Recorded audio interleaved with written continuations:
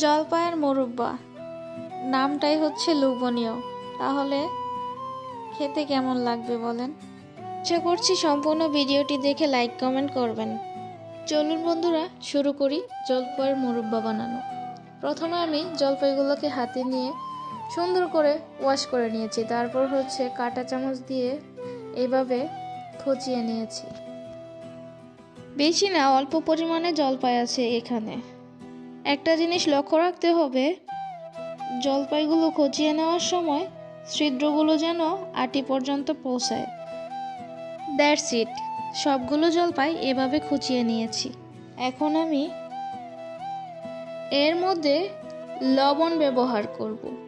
একটু বেশি পরিমাণেই লবণ ব্যবহার কারণ হচ্ছে জলপাইয়ের মাঝখানে যে একটা টক টক ভাব আছে, ওই টক টক ভাবটা চলে যাবে, মানে কিছুটা টক লাগা কমে যাবে।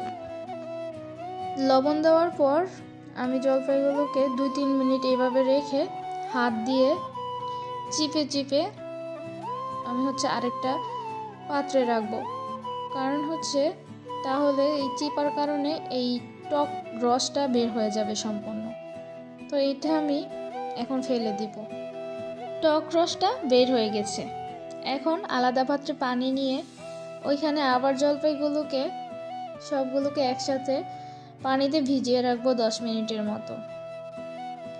তারপর ওখান থেকে উঠিয়ে নিব।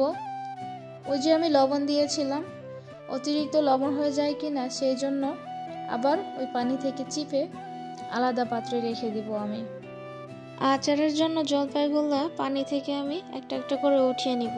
একদম প্রস্তুত হয়ে গিয়েছে আচারের জন্য জলপাইগুলো। এখন এই পানিটা আমি ফেলে দিব। তারপর আমি সব থেকে গুরুত্বপূর্ণ জিনিসটা এখন আপনাদেরকে দেখাবো। এই জিনিসটাই আপনার আচারকে রসে টইটম্বুর করে দেবে, সেটা হচ্ছে চিনির ক্যারামেল। প্রায় প্রস্তুত হয়ে গিয়েছে। এখন এখানে একটা পাগলা মশলা তৈরি করা হয়েছে। এখানে অনেক কিছু দেওয়া হয়েছে, শুকনো মরিচ, পাঁচফোড়ন, সকল ধরনের মশলা যা আমাদের ঘরেই থাকে। বুঝতে পেরেছেন বন্ধুরা? এটাতেই অনেক লোভনীয়। তাহলে বুঝেন যারা আরও অনেক কিছু দেয় ওইটা কেমন হয়। মানে আমি এত কিছু দিই না আচারে, আমার আম্মু অত কিছু দেয় না, তারপরেও অনেক টেস্টি হয়। আপনারা চেষ্টা করে দেখতে পারেন। এখানে কোনো চিনি দেওয়া হয় না, অস্বাস্থ্যকর কোনো কিছুই নাই, সম্পূর্ণ স্বাস্থ্যকর। ক্যারামেলটা আমার সম্পূর্ণ প্রস্তুত হয়ে গিয়েছে। এখন জলপাইটা আমি ক্যারামেল দিয়ে দিয়েছি। তারপর হালকা নেড়ে চেড়ে নিব। তারপর সম্পূর্ণ জলপাই দেওয়ার পর আমি এখানে পানি দিব। অল্প পরিমাণে পানি দিয়ে নাড়াচাড়া করে নিব। অল্প সময়ের জন্য চুলাটা একটু নিভিয়ে নিব। এখন ওইখানে আমি আদা দিব, তারপর শুকনো মরিচ দিব আস্ত, আর হালকা একটু মশলা দিব।